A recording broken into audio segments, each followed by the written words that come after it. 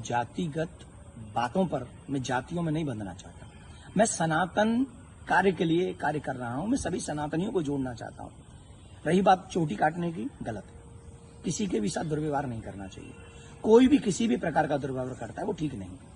हम तो इसका प्रचार करते हैं, तिलक रखो और चोटी रखो, कलावा बांधो, कंठी पहनो, इसका हम प्रचार करते हैं। रही बात दूसरी कि जो लोग जातियों के लिए, मैंने तो देखा कि एक गांव में घटना घटी और उसमें बड़े बड़े देश के बड़े नामचीन नेता आकर बयान दे रहे हैं और वो जातियों के विरोध में बयान दे रहे हैं और वो वही काम कर रहे हैं जो अंग्रेजों ने किया था।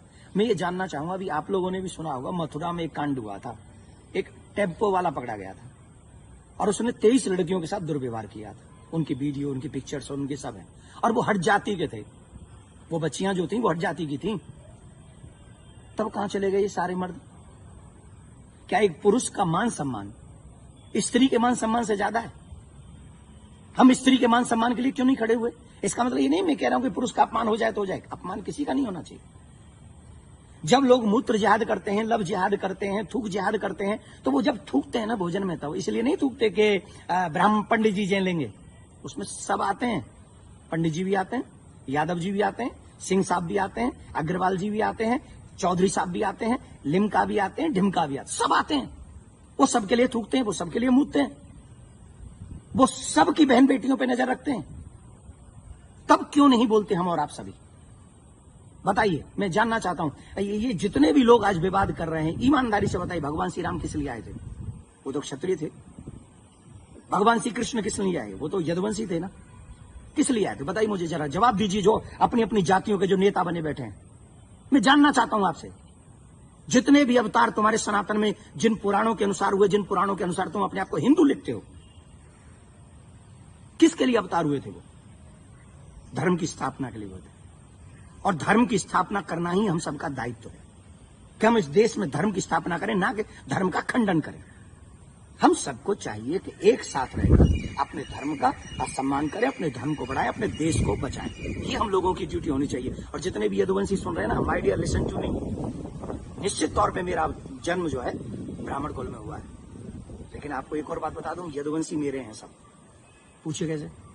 भगवान श्री कृष्ण का नामकरण जिन ऋषि ने किया था, गर्गः पुरोहितो राजन यदु नाम सुमहातप, मैं गर्गाचार्य जी का वंशज हूं। क्या मैं आपका बुरा चाहूंगा? क्या मैं जाटवों का बुरा चाहूंगा? मैं चौधरियों का बुरा चाहूंगा? मैं बनियाओं का बुरा चाहूंगा? किसी का बुरा नहीं चाहता।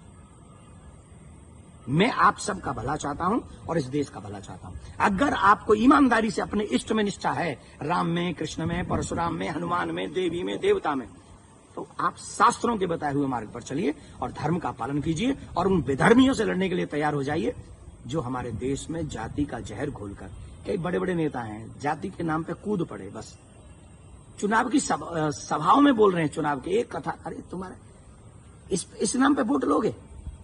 लेकिन महाराज जी, सवाल ये आ रहा है कि ब्राह्मणों के अलावा और कोई समाज का व्यक्ति कथा कर सकता है कि नहीं कर सकता? क्यों नहीं कर सकता भाई? कथा प्रवचन कहीं भी करे। हम अपने बच्चों को कहानियां सुनाते, कथा सुनाते हैं, क्या बुराई? हर एक जाति के व्यक्ति, मम्मी पापा, दादी दादा, नानी नाना तो अपनी जाति के होंगे ना, कहानी सुनाए, कथा सुनाए, कोई बुराई नहीं है। लेकिन व्यासपीठ पर बैठ के सप्ताह करना, देखिए उसकी विधा, हम शास्त्रों की बात करेंगे। यहां मैं अपनी बात नहीं करूंगा। मैं ब्राह्मण कुल में मेरा जन्म हुआ है, लेकिन कितने ऐसे कार्य हैं जो मैं खुद नहीं करता। जैसे यज्ञ कराना मैं नहीं करता, क्योंकि उसमें मेरी नॉलेज नहीं है। वो विवाह कराना, वो मैं कार्य नहीं करता।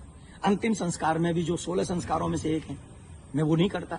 जो चीज मेरे हाथ में नहीं है वो मैं नहीं कर सकता, और जो मेरे हाथ में है वो मैं कर सकता हूं। जब हम भागवत करते हैं, एक अनुष्ठान करते हैं, अनुष्ठान को अनुष्ठान रहने दीजिए। सत्संग, प्रवचन, रामायण इत्यादि हम सब करें, कौन रोकने वाला है? और कितने ऐसे लोग हैं जो ब्राह्मण नहीं है, वो भी कथा कर रहे हैं। हमारे यहाँ तो मुस्लिम भी राम कथा करके गए हैं और हमने उनको स्वीकार किया। रसखान को हमने स्वीकार किया है, रसखान के पद हम लोग गाते हैं। तो इसमें जाति के चक्कर मत पड़िए, जाति बंधन मत फैलाइए। मैं हाथ जोड़ के प्रार्थना करता हूँ, आइए हम सब एक हों, सनातन देश और धर्म और आने वाली पीढ़ी को बचाएं, यही हमारा दायित्व है।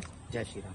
लेकिन महाराज जी, एक सवाल और कि उनपे आरोप लग रहा है कि छेड़छाड़ की उस घटना में शामिल पाई गई। देखिए, न तो ये काम देवकी नंदन का है और न काम ये अखिलेश जी का और तेज प्रताप जी का है।